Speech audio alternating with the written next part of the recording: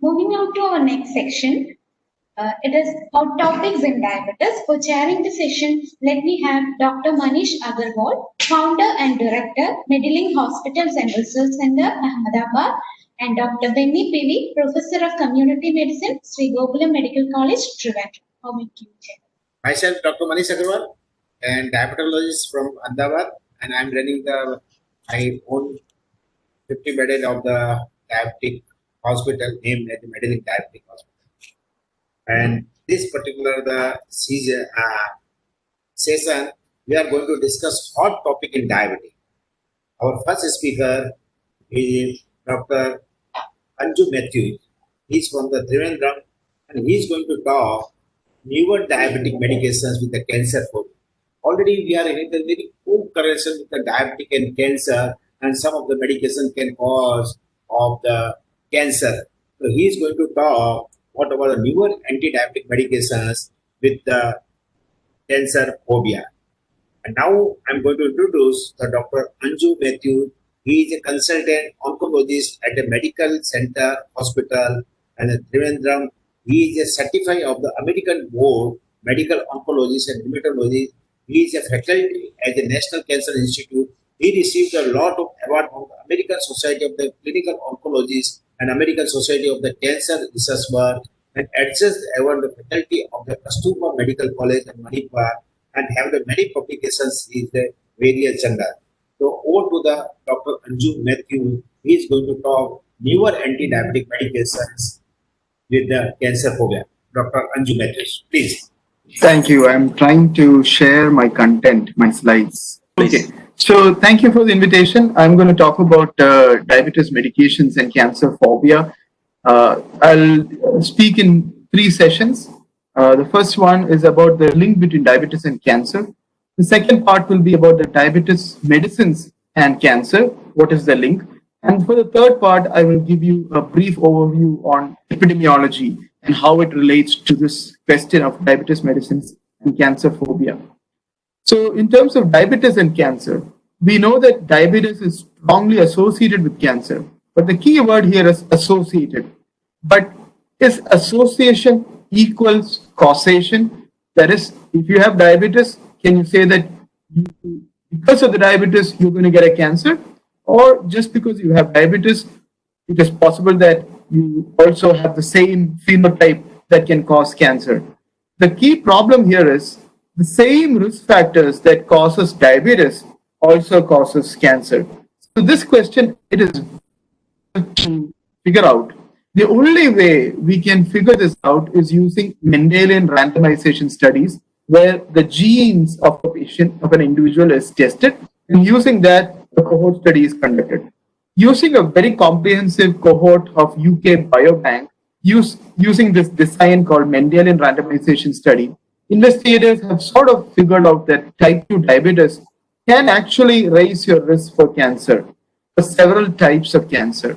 Pancreatic cancer is one example, colon cancer is an example, uterine cancer, kidney cancer, and so there are about 16 types of cancers that you can raise the risk for being the cancer just because you have diabetes.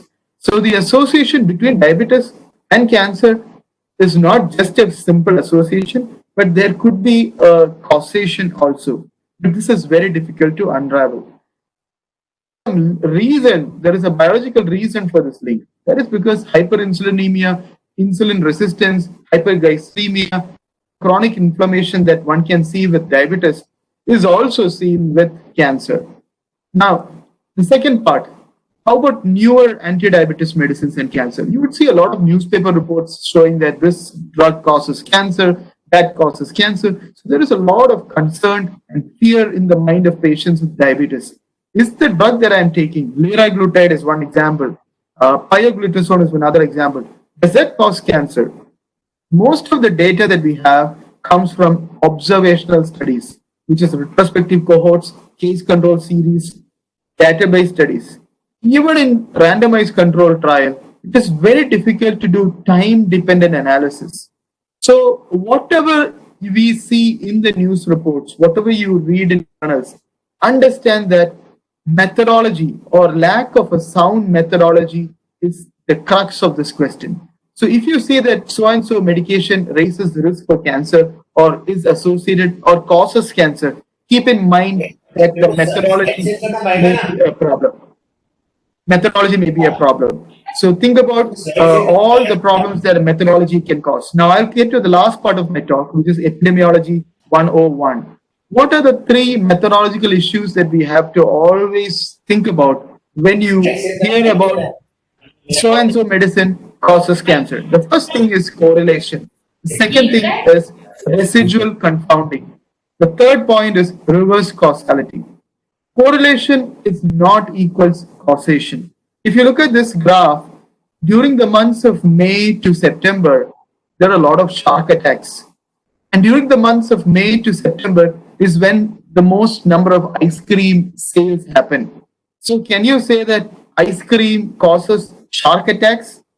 No, it is only because during the summer months in Western countries, that is June, July, August, September, that people go to the beach, they swim, that they eat ice cream. And because of that, when they swim, there is risk for shark attacks. So one thing you should always remember is just because a patient has diabetes and for that they are taking a medicine doesn't mean that their cancer happened because of that. Correlation is not equals causation. The second point I want you to understand is something called confounding, or rather residual confounding. Confounding is when the same factors, the same risk factor mediates the two exposures of interest. For instance, in this case, if you look at age, smoking, and Down syndrome, one can say that smoking causes Down syndrome. But is this really true? If you do an analysis and you don't adjust for anything, then one can say that if you smoke during pregnancy, your risk for getting Down syndrome decreases.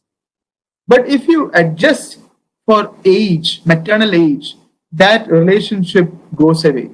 So maternal age becomes a key confounder in the relationship between smoking and Down syndrome. Likewise, there are so many factors that we don't understand that interplays the link between two exposures. That is called residual confounding. So for example, for a patient with diabetes and that patient is on pioglitazone and that patient also happens to have bladder cancer, the patient with diabetes have probably a poor general physical condition. They smoke. The patient with bladder cancer, they smoke. So it is not the pioglitazone that causes cancer, but it is rather the smoking, the tobacco that causes both the phenotype that results in diabetes and that also causes the bladder cancer. Similarly, there may be several other factors we don't know anything about. That is called residual confounding. In all cohort studies, there is always a risk for residual confounding. And that is why we always look into randomized controlled trials to figure out the question of causality. What I talk about is reverse causality. We know that diabetes causes heart attacks. Does heart attacks cause diabetes? No. But in terms of exposure to certain medicines, just because you are on that medicine doesn't mean that you have diabetes. I'll give you an example. If a patient is diagnosed with pancreatic cancer, they have pancreatic insufficiency. They may get new diabetes. And because of that, they may be placed on insulin. So did the insulin cause the diabetes? Does the insulin cause the cancer, pancreatic cancer? No. Just because they have the disease, they are on insulin. So that's called reverse causality. So whenever you see retrospective studies, cohort studies, and trying to answer the question of whether X and Y drug causes so-and-so disease, think that there may be the problem for reverse causality. So these are the three big questions three big methodological issues that underplay all the questions that you hear about in terms of diabetes medicines causing cancer. One, correlation. Two, residual confounding. Three, reverse causality. So always methodology is at risk. So whenever you hear about all these associations, think that lack of sound methodology may create a complex analytical problem here. More recent and better designed studies have essentially weakened the link between anti-diabetes medicines and cancer risk. So if there are patients who are listening to me, know that all the things that you read in the newspaper may not be right. If there are doctors who are concerned that X and Y drug causes cancer, we don't know. The chances are the study that you read is probably hindered by methodological issues. So you can take two approaches to anything that you see online. One, you can say it doesn't matter. Much ado about nothing. I don't care about it. It's just fake news. Or you could talk about trade-offs. Okay, let's say pioglitazone causes bladder cancer. But what are the risks? Marginal, tiny. But the patient sitting in front of you with very poorly controlled diabetes, if pioglitazone is a cheap, inexpensive medicine that can help get their diabetes better, and by getting their diabetes control better, you can prevent a heart attack, that is called trade-off. So you can take one of these two approaches. One, you could say all of this is just fake news. Two, you could say that there is a trade-off involved in all of our decisions. Keep in mind the methodological issues in that also. Thank you. I hope I have answered the question that there really doesn't need to be a phobia about taking diabetes medicines in terms of relationship with cancer. Trade-offs matter. So make sure your diabetes is better controlled. That is the most important factor. Thank you. Anju, for the nice and music talk. Next, I am Dr. Benny, a professor and HOD of Community Medicine, Sri Gogula Medical College, and director of Ashirbad Mission Hospital, and editor of Kerala Medical Journal, IMA Kerala State Branch, and practicing diabetology for the last 20 years in my hospital. Next topic for the discussion is OSA and diabetes, clinical significance. We all know obstructive sleep apnea is now a public health problem because of the increasing trend of obesity globally. So even in the lockdown situation, the trend of obesity is go on increasing. There is a much more chance of obstructive sleep apnea. This topic is discussed by the Dr. Mohan Shenoy. He is a colleague of me in Sri Gogula Medical College, and he is a consultant endocrinologist in Sri Gogula Medical College, Vanyarmud, and GG Hospital, Murinyapalam, and SK Hospital, Idapazhi. And he has done his MD from the Kembagoda Institute of Medical Science, Bangalore, a DM endocrinology from the Amrita Institute of Medical Science, awarded with the FRCP by Royal College of Physicians, and he is the promotion coordinator of EasyCon 2017 and a life member of many associations. I invite Mohan T. Shenoy for discussing this hot topic, OSA and diabetes. Doctor, for giving me the opportunity, and to my slides, I will really thank Dr. Benny sir for introducing me to this session. So let me go into my talk. So this topic is regarding OSA and diabetes, and what is the clinical significance of this correlation. This discussion over the next 12 minutes would be on the context of my talk, why I am talking about this in this endocrine topic, and I will discuss a case regarding the serious recently seen in my practice. I will highlight the clinical clues towards the relation of OS and diabetes, the conventional and comorbidity associated with these factors, and contemporary knowledge, and finally some learning pearls for all of you to listen. So first of all, the biology of sleep is absolutely fascinating, because sleep is required for the recovery of our health, because it is critical for our physical, mental, and emotional well-being.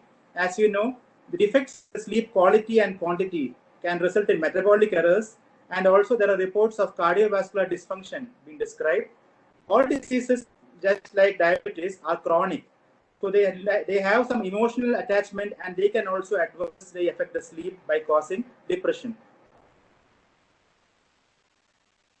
It is a 36-year-old male, an IT professional, who was recently in the OPD.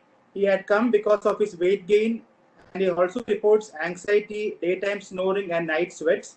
You can see clearly that there is a pre-diabetic history previously, and he's working from home, maybe because of the lockdown period, but otherwise also they used to work, but now confined to home for the last 4 months.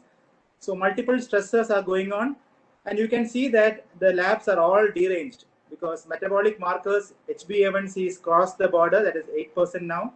Fasting glucose is 148, postprandial of 238. You can also see other markers are just at the borderline zone. So he's having subclinical hypothyroidism, but the range of TSH in our lab is 4.2 in for TSH. You can see that he's also mild fatty liver, SGPT R cutoff is 42.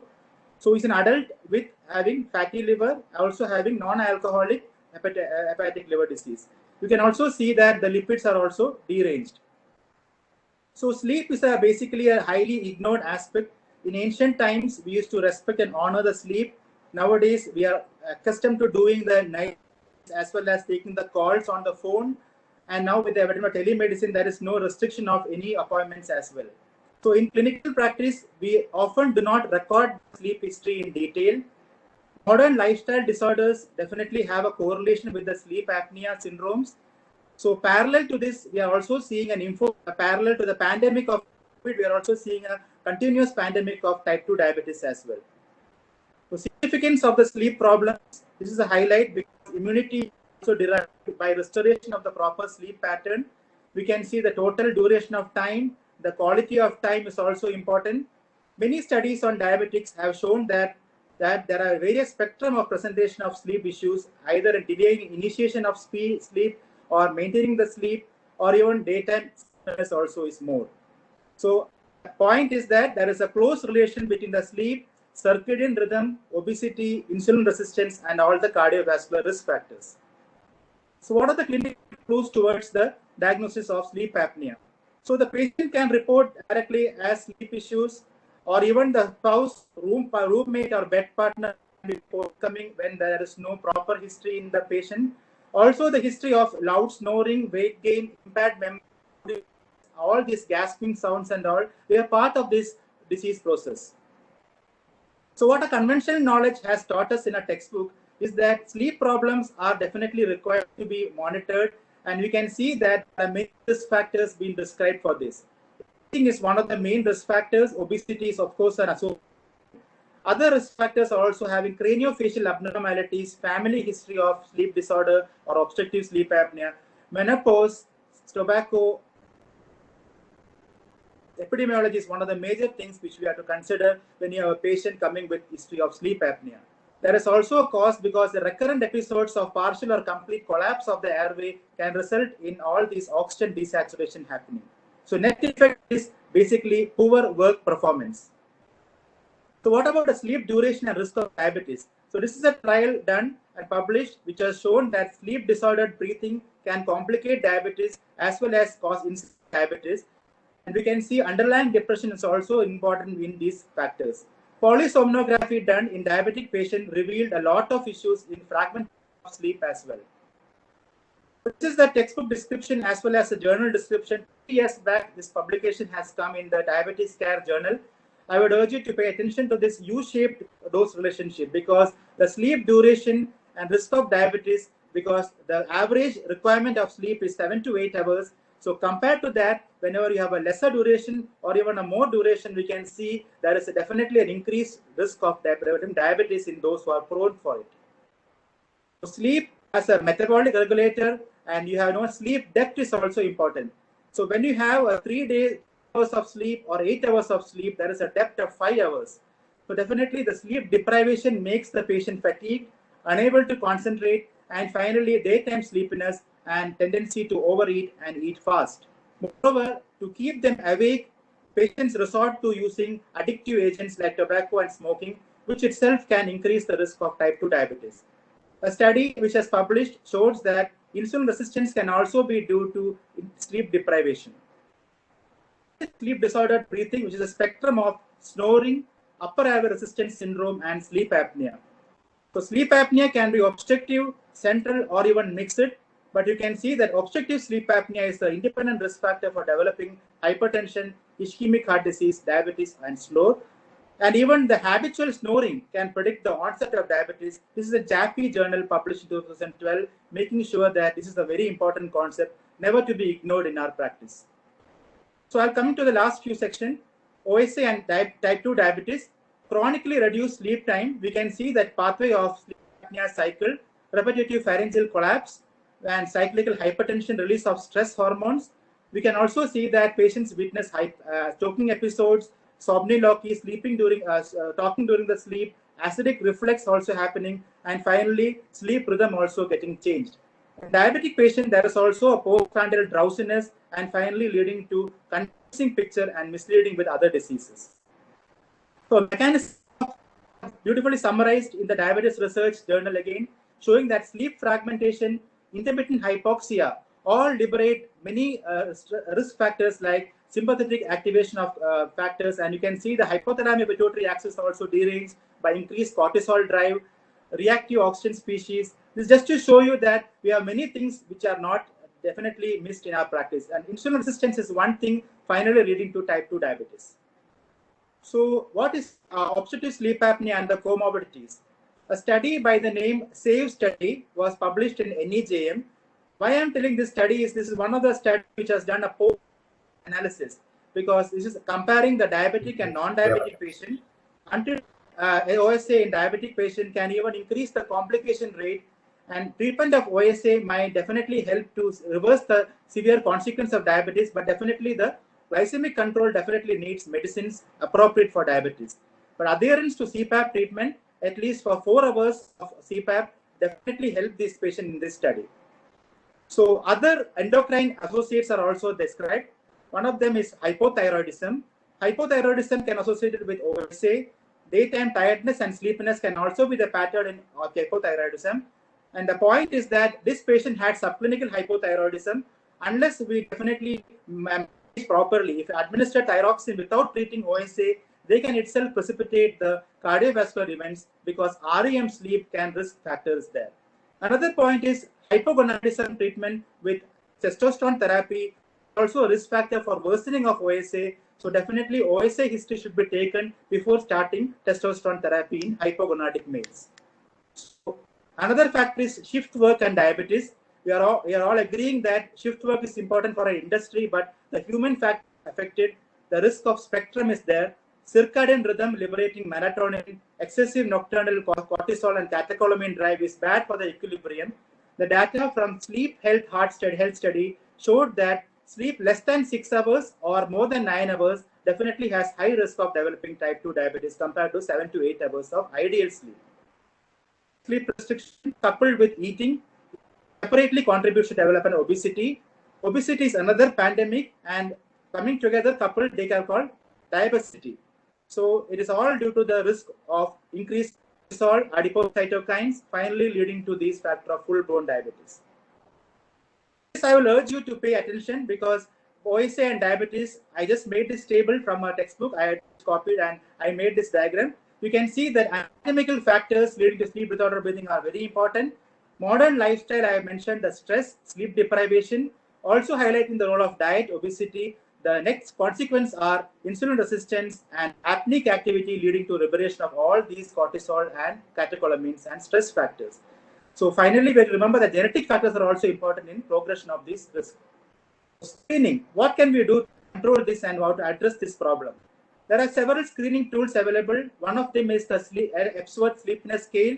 This is beyond the topic, but you can just see another questionnaire also is there, Berlin questionnaire, also highlighting that sleep apnea is a very important for ENT side also. Classification for anesthetics to pick up is called Malampati score for the intraoral checklist. Easy tool is the overnight oximetry, because clinical practice we can demonstrate that recurrent episodes of desaturation can definitely document the risk. Updates, because updates are important because we are all sitting in the webinar and listening. So updates, we can see that stop bank score is one of the major updates in obesity management. We can see the code here: snoring, tiredness, observed breathing stopping, the blood pressure, and bank stands for BMI, age, and I'll urge you to go through it in detail later on. Another factor is Dr. Kalra and team have come up with a secure model for diabetes and obesity. A concept of barochronology has been developed, and I really agree that GLP-1 agonists have definitely helped in both diabetes and obesity. The cornerstone of treatment, gold standard, is CPAP therapy. Patients wear a mask or nasal mask during sleep, and they connect to the pump and provides positive airflow to nasal passages. And next effect is the airways kept patent and open. This is the content connect. You can see the summary of the secure model, the severity of obesity, etiology, C for comorbidity, urgent lifestyle changes, role of medicines, and finally the target should be that of personalized control. OSA is definitely the strongest association with all the metabolic risk factors and is an independent risk for progression of diabetes. And how this happens? Because insulin resistance occurs, and we are seeing the 24-hour model of signaling definitely showing the cortisol surges more. This is proven from the Sleep Disorders Journal published recently, because high level of fasting plasma insulin and glucose levels. This is also shown in PCOD patients, because PCOD patients have got insulin resistance, and sleep deprivation can definitely lead them to have diabetes in future. So my concluding remark would be that sleep hygiene is a concept for primary care physicians. This beautiful journal published about 2 years back, and you can see that there are suggestions from this journal as well as suggestions for bedroom as well as for daily activities. The summary of this would be to ideally reduce your stress, maintain a healthy sleep schedule, and use your medicines appropriately with doctor's advice, and avoid using sleeping pills, and definitely exercise on regular basis. So the main points which I have learned by making these slides, and I want to also remember, is that detection of treatment of sleep disorders in diabetes is essential because the treatment is highly rewarding. Early recognition of signs of warning by history and screening tools, as I told you, are very easy to diagnose. And data on CPAP on diabetic complications are scarce, but definitely systematically screening for OSA in type 2 diabetes and diabetes patients should be done because it is protective for diabetic complications. And adherence of other lifestyle measures and weight loss measures are definitely a concomitant factors. So both short duration and long duration of sleep is risk for type 2 diabetes. So sleep quantity and quality are important to delay or prevent type 2 diabetes. So I bring you regards from the I work from, a beautiful senior from our rural medical college. Dr. Benny and me are fortunate, and I'm very glad to Dr. Sabir for giving me this opportunity. I will be glad for any topics of questions. Thank you for the listening. Thank you, Dr. Mohan Shenoy. Actually, you have very well, excellently narrated why sleep hygiene is very important in diabetes control. I'm going to invite next speaker is Dr. Arun B. Nair, and he's going to talk is how to take psychosexual history in erectile dysfunction in diabetic. We are seeing a lot of the erectile dysfunction in diabetic, but person is not going to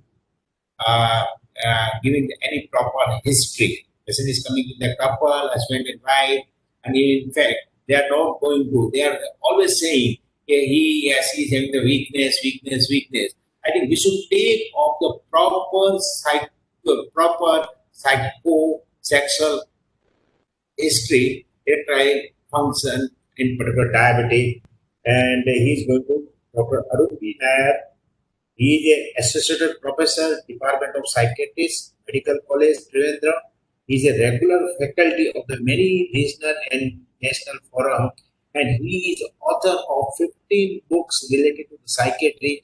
He is a guest faculty at the CDC Trivandrum, and he is the tune of the civil service interview programs, more than 1 of the millions by the Amrita TV. He has conducted over the more than 1,000 episodes health and social awareness program in various TV channels. Over to Dr. Arun B.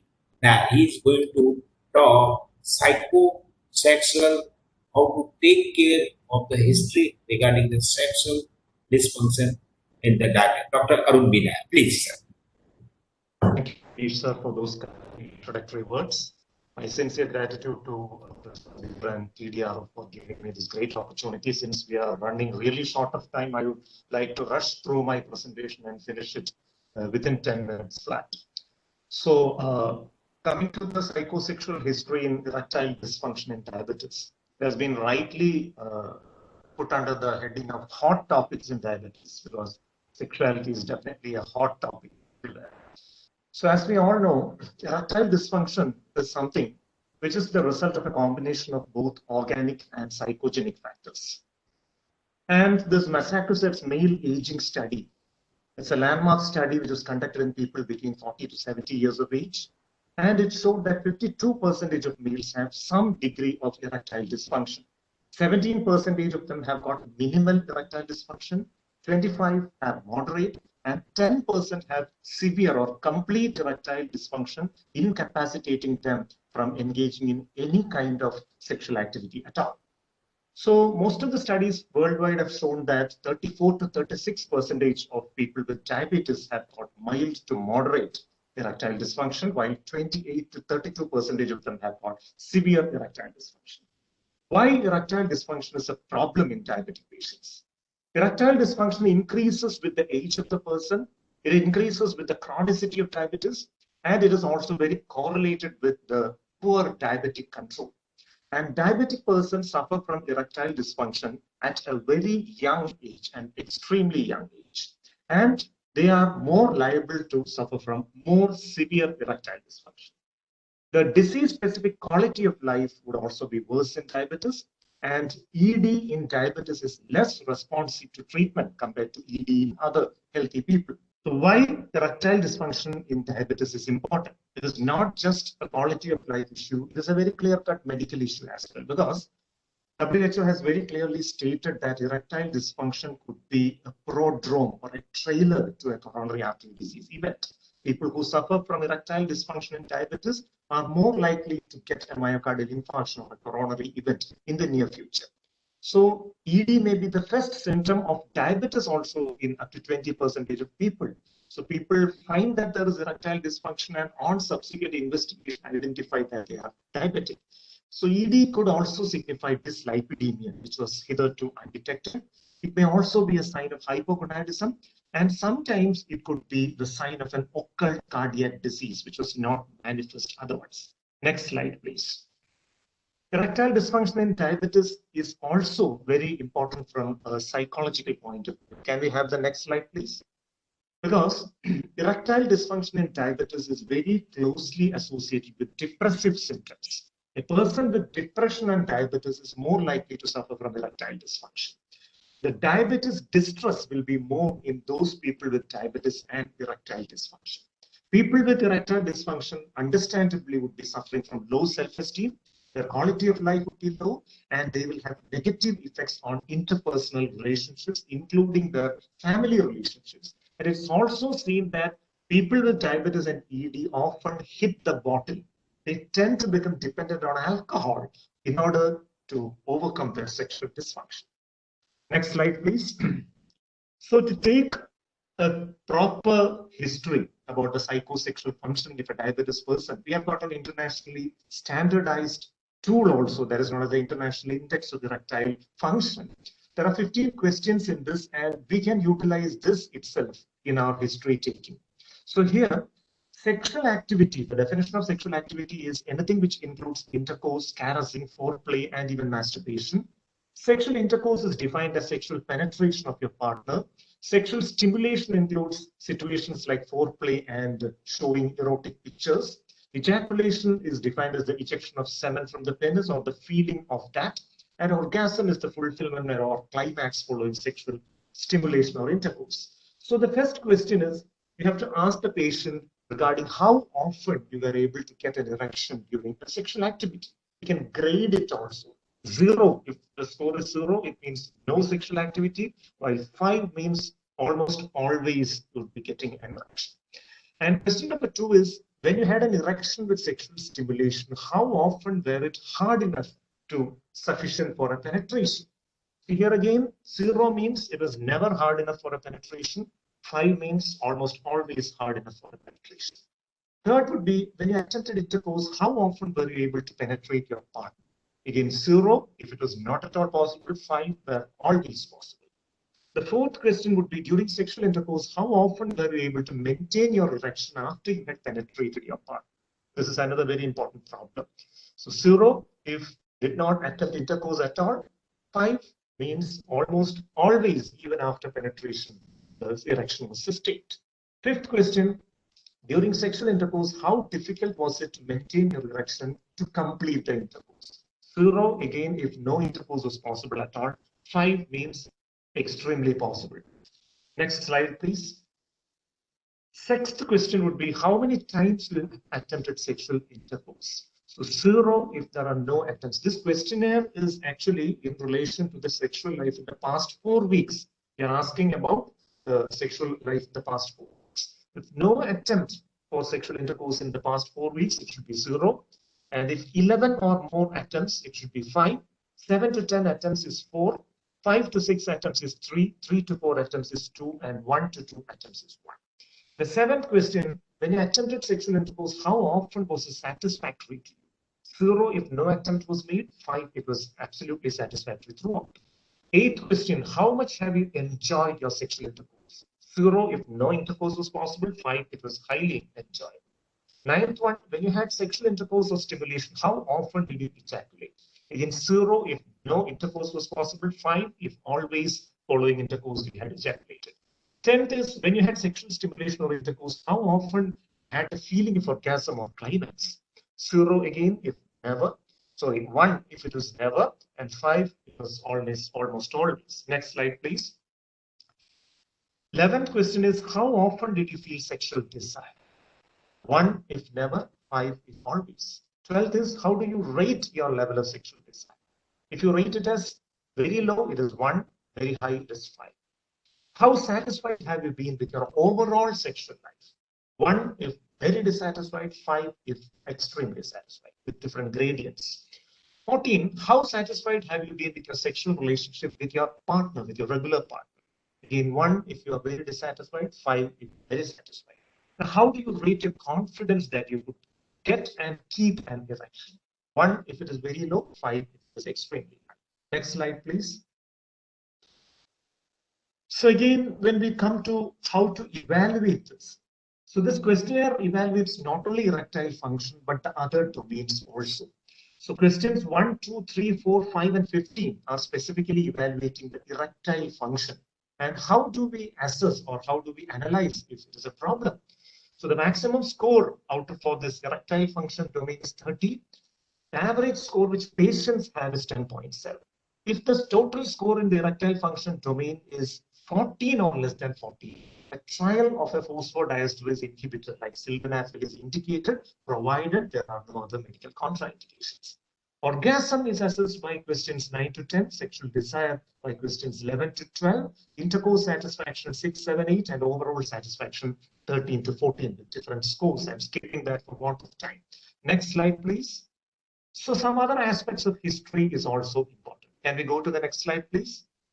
So medications, what all medications did the person take? That's a very important thing, because antihypertensives like beta blockers, methyl dopa, all these, and sometimes verapamil can also produce erectile dysfunction. Diuretics like thiazides and spironolactone can sometimes produce. And of course, cardiac circulatory drugs also like clofibrate can produce erectile dysfunction. Tranquilizers like phenothiazines and butyrophenones can also produce erectile dysfunction. Anticholinergics, very often they produce erectile dysfunction. Some antidepressants like tricyclic antidepressants, monoamine oxidase inhibitors can produce erectile dysfunction. Certain hormones, some H2 antagonists like cimetidine, and even cytotoxic agents can also produce erectile dysfunction. So a complete history of medication intake is very important to help us to avoid anything which produces sexual dysfunction. Substance use, alcohol, smoking, or any other substance use can increase the desire initially, but impairs the performance slowly. Chronic physical illnesses, mental illnesses, including anxiety disorders and depression, can lead to psychogenic erectile dysfunction. Marital discord is another very common reason for psychogenic erectile dysfunction. After having a fight with your partner, you cannot expect to get an erection and sustain it throughout the intercourse. Sexual orientation problems is another very important matter which is coming up in new generation marriages. People with same-sex orientation getting married with the hope of correcting their orientation post-marriage, developing erectile dysfunction understandably, and then run into trouble. Again, sexual growth and development. If there were any problems in the sexual growth and development, that also should be understood and appropriate hormonal evaluation and treatment should be. So thank you very much for your very patient listening. I hope I have stuck to my time. Thank you, Arun, for an excellent presentation. Actually, most of them want to hear the management of those type of erectile dysfunction, but you have wonderfully narrated the cause and causality of erectile dysfunction. But most of the young doctors and middle-aged doctors also want to hear the correction of, especially the psychogenic erectile dysfunction. Can you tell some hints of some correction? In fact, psychosexual history. That's why I skipped the management part since I was supposed to complete it in 12 minutes. I shall definitely say how to distinguish a psychogenic erectile dysfunction from an organic one is that if you have got early morning erection, it is an important sign that it could be psychogenic. And if you are getting erection towards certain pictorial stimuli or even towards certain people, but not getting an erection towards your partner, that is also another factor which points towards probable psychogenic erectile dysfunction. So management, the psychological management of erectile dysfunction starts with something known as dual sex. So dual sex therapy is a coupled therapy in which both partners have to be jointly present. So erectile dysfunction is not considered as a personal problem of the man. It is considered as the common problem of the family unit as such. And we have got something called sensate focused therapy in which stimulation of the non-genital erogenous zones of the body are done step by step, followed by stimulation of the breast and then genital area, then female on top position with vaginal containment in which the female has the control over the movement, and finally the man on top position. So that's an 8-step process. Very gradually it has to be done, ideally over a period of 4 to 8 weeks, and that produces excellent results. If there is premature ejaculation, we can treat it with some psychological techniques like start-stop technique or squeeze technique. And if still it is not improving with that, we can go to the medical management part. This is what these inhibitors. There are no other contraindications. And sometimes we may even have to add some medications to improve that desire. For example, bupropion is one antidepressant which improves sexual desire by enhancing the dopamine in prefrontal cortex and improving the motivation and desire to have sex. So that's it in a nutshell. Thank you for the nice and lucid talk how to analyze of the psycho-counseling and the erectile dysfunctions. Thank you, sir. Next topic is exercise prescription in diabetes. Actually, this topic is dealt with Dr. Roy R Chandran. Is a young dynamic leader of IMA, and he is one of the apt person to discuss this topic because he is very active both physically and mentally. So, Dr. Roy R Chandran is working as Associate Professor in the Department of Physical Medicine and Rehabilitation, Government Medical College, Calicut, and he has done his MBBS and MD from Government Medical College, Trivandrum, received IMA National Award in 2018 for Best Local Branch President of IMA, IMA Kerala State Presidential Special Appreciation Award during the year 2014, 15, 16, 17, and 18, 19, and years to come. I think he will be one of the continuous award-winning champion of IMA because of his exceptionally high attitude towards the profession. And he is a regular speaker in many national and regional forum, and he has published many papers in international and national journals. Welcome to you, Dr. Roy R Chandran. So, good afternoon, respected chairs, Manish sir and Benny sir. And thank you, my dearest friend Shabir and team for giving me this fantastic opportunity. And see, my topic is actually a grossly neglected part in the management of diabetes not only by the patients but also by the treating doctors. See, an advice on lifestyle modification is like a super duper Hindi movie. It contains sentiments like this: gravity has lowered my chest, my stomach, and my butt. Why hasn't it lowered my cholesterol? Arguments like this: dinosaurs didn't smoke cigarettes, drink alcohol, or eat junk food, and where are they now? Advices like this: an excellent way to lose weight is by skipping snacks and desserts, and usually, like any Hindi movie, there will be happy endings like this. I was on strict diet for a month and lost what? 30 days.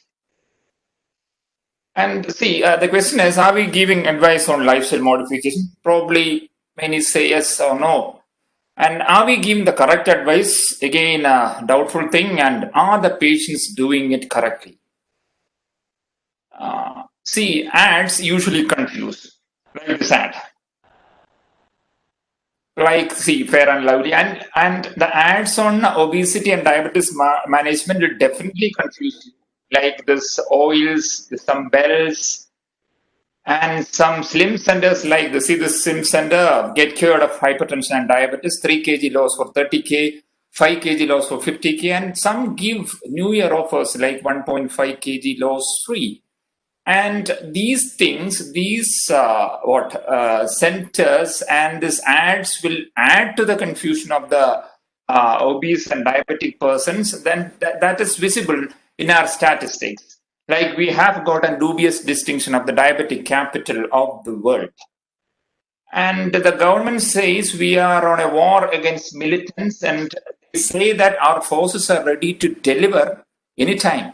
And seems they are not bluffing. And definitely we should start a war against lifestyle diseases because we have a dubious distinction of diabetic capital of the world. We should fight against these lifestyle diseases. Coming to the guidelines, ADA guidelines 2020 for exercises for diabetes. This is a guidelines, you know this, I will rush to the slides. Children and adolescents with type 1 and type 2 should engage in 60 minutes per day of moderate or vigorous activity. Most adults with type 1 and type 2 diabetes should engage in 150 minutes or more of moderate intensity per week over at least 3 days with no more than 48 hours without activity. Short duration is enough for young and active. Adults with type 1 and type 2 diabetes should engage in 2 to 3 sessions per week of resistance exercise on non-consecutive days, not daily, non-consecutive days. Flexibility training and balance training are recommended 2 to 3 times per week for older adults with diabetes. And yoga and tai chi may be included to increase the flexibility and balance. Prolonged sitting should be interrupted every 30 minutes. You know that sitting as near diabetes, that is for blood glucose level, particularly in type 2 diabetes, because the reason is that the metabolism increases about 2-fold when you stand up from a sitting position, and from sitting to walking 4-fold increase. Coming to an exercise, what is the difference between physical activity and exercise? There's a confusion. See, physical activity is generally term that includes all muscular movements that increase energy use, and exercise is more specific form of physical activity that is structured and designed to improve physical fitness. Coming back to the American Diabetic Association guideline, there is confusion ahead. And see, what is this aerobic? What is this moderate intensity? What is this resistance exercise? And definitely we should decode the science behind by going back to the basics. The exercise physiology, we have got 3 major energy systems in our body. The ATP-PC system, that is our emergency. ATP and phosphocreatine is stored inside the muscles that can be used for 5 to 20 seconds. And we have got another anaerobic system, the anaerobic glycolytic system and the aerobic system. This is the ATP-PC system. In anaerobic glycolytic system, glycogen is the fuel source. It does not need oxygen, and lactic acid is produced as a byproduct. And see, the aerobic system is the most important system where glucose and fat are fuel sources and are utilized to their availability and the intensity of the exercise. See here, the thing is that this is used for slow, sustained activities like sitting, cooking, taking classes, taking rounds, etc., etc. So this is the most important slide in my presentation. See, the efficiency of each system differs. The glycogen will give you, when burned anaerobically, will give you 4 ATPs. 1 will be used and 3 is the result.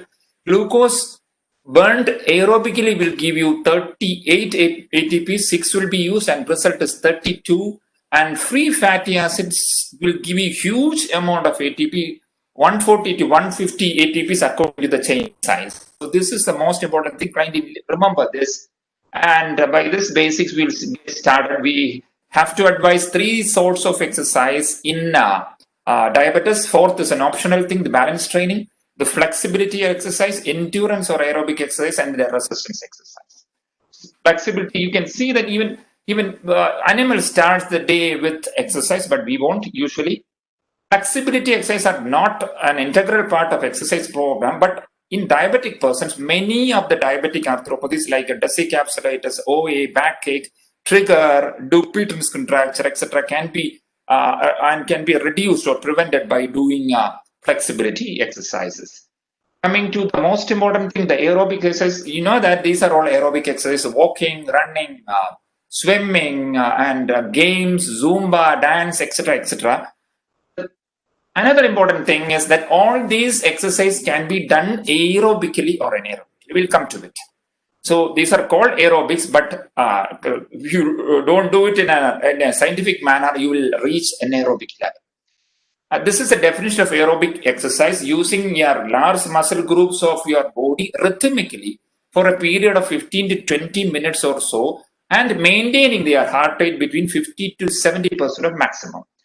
This is a physiological adaptation. The back to physiology. In muscles, there will be angiogenesis, more vessels, more myoglobin, increase the number of mitochondria, increase respiratory capacity per mitochondria, and ultimately the muscles will be able to extract more oxygen from the given blood. And in heart, you know that heart is in a good position when the load is more than and the afterload is less. Here, the preload is more because of the peripheral, there will be some hypertrophy. The peripheral heart will be acting. There will be more venous return, so increased preload. Because of the angiogenesis and less resistance in the muscles, there will be decreased afterload also. So ultimately, due to the increased oxygen demand and absorption, there will be decrease in heart rate and decrease in BP. So this is called aerobic training. And this aerobic training fitness also means the ability of your body to utilize free fatty acids as a main energy source. And the more energy you derive from fat, the better your fitness, health, and human performance. And by improving your fat burning system, you will improve your metabolic energy. Back to that important slide. See, the ATP given by the free fatty acids at 140 to 150 when compared to glucose and even glycogen. So what happens is that we will store less fat. We don't need much sugar for energy. We depend on fat, and that will decrease your appetite, and there will be a reduced craving for glucose-rich food. This is the syndrome probably of the decade, the aerobic deficiency syndrome, when the aerobic system is not well developed and maintained. This is one major risk factor for lifestyle disorders.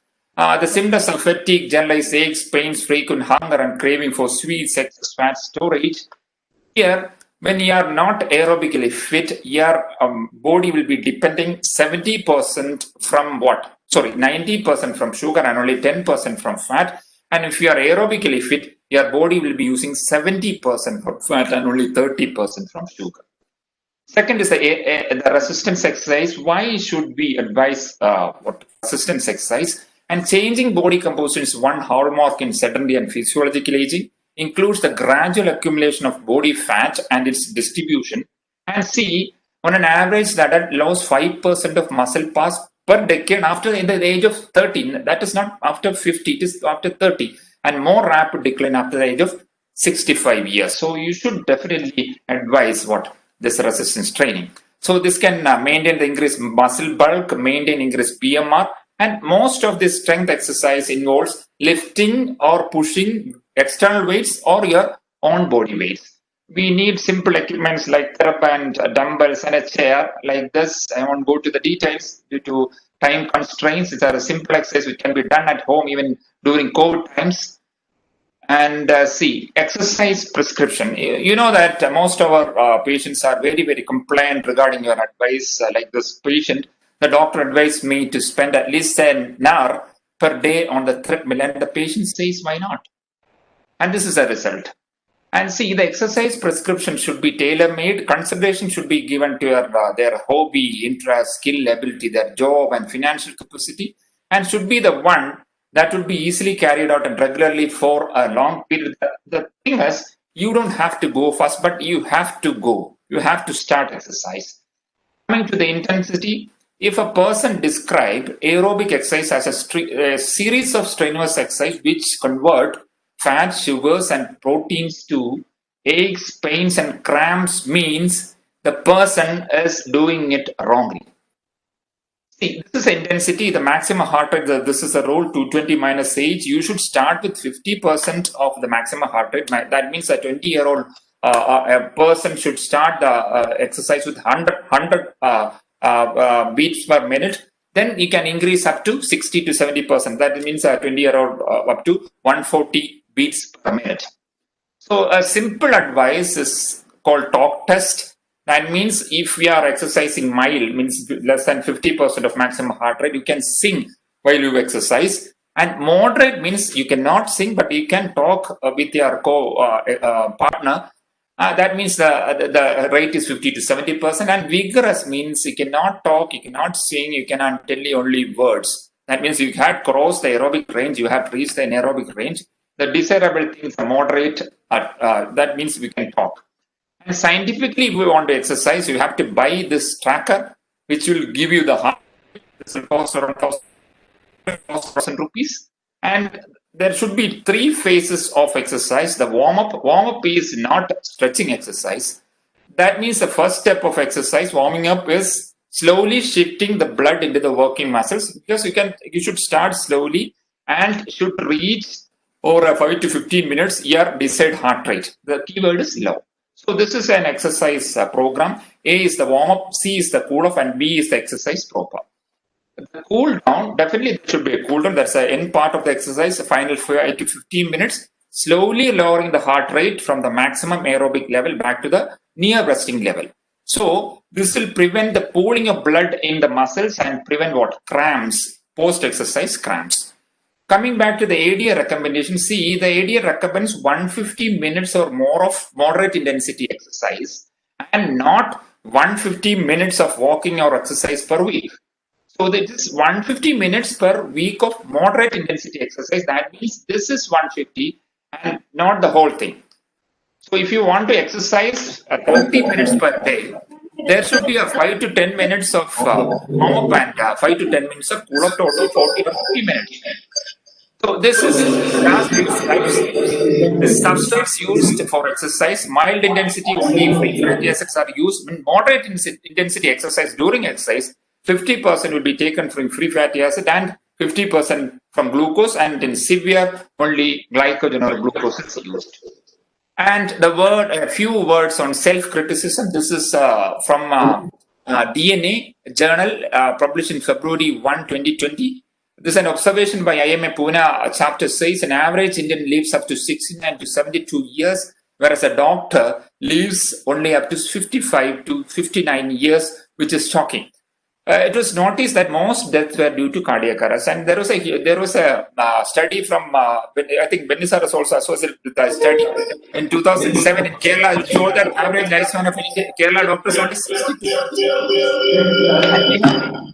Two options: we don't exercise, eat all you want, probably die early, and exercise daily, count calories, and merely wish you were dead. And most of the doctors rely on the first option. We cannot advise a patient like this. We should be leaders to give others proper lifestyle. And you should also help others in exercising. Like this is a quote by an unknown walker. If a young woman goes for a walk daily, she improves the health of 10 men. And thank you very much for the patient hearing. This is my simple advice: exercise, move a little more and eat a little less, and be positive and give positive thoughts to your patients. Thank you very much. Thank you, Dr. Roy R Chandran, for an excellent presentation regarding the physical exercise, physical activity. Thank you, Dr. Shabir Rasheed, for giving this opportunity to chair this session, which was an excellent one. Thank you all speakers.